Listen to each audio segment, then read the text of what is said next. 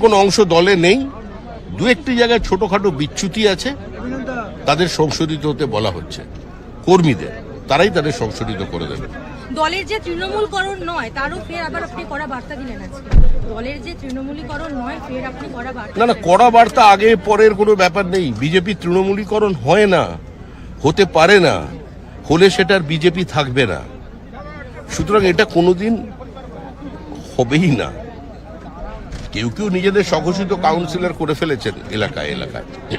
শব্দ দূষণ নিয়ে আপনি সরব হলেন, সেই ক্ষেত্রে দলীয় যে কর্মসূচিগুলি, এতে মাইকের সংখ্যা বা না, দলের রাজনৈতিক দলের মিটিংয়ে মাইক তো বাজবেই, অনেক বেশি করে বাজবে।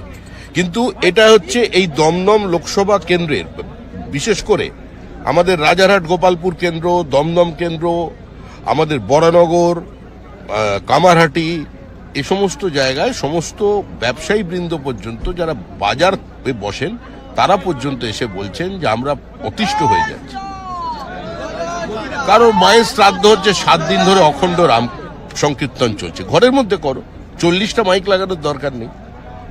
রক্তদান শিবির করছো, ভালো কথা, 44 জন রক্ত দেবে আর 444টা মাইকের চোঙা থাকবে, এর থেকে তো বেরোতে হবে সমাজকে।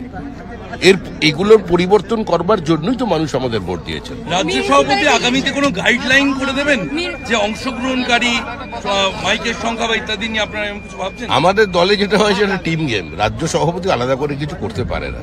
দলের যেটা অবস্থান সেটাই আমি বলছি। মিউনিসিপ্যালিটিতে যাতায়াত নয়, মিউনিসিপ্যালিটি নিয়ে একটা বার্তা দিলেন, একটা যদি মিউনিসিপ্যালিটিতে ঠিক আছে বলছি এবার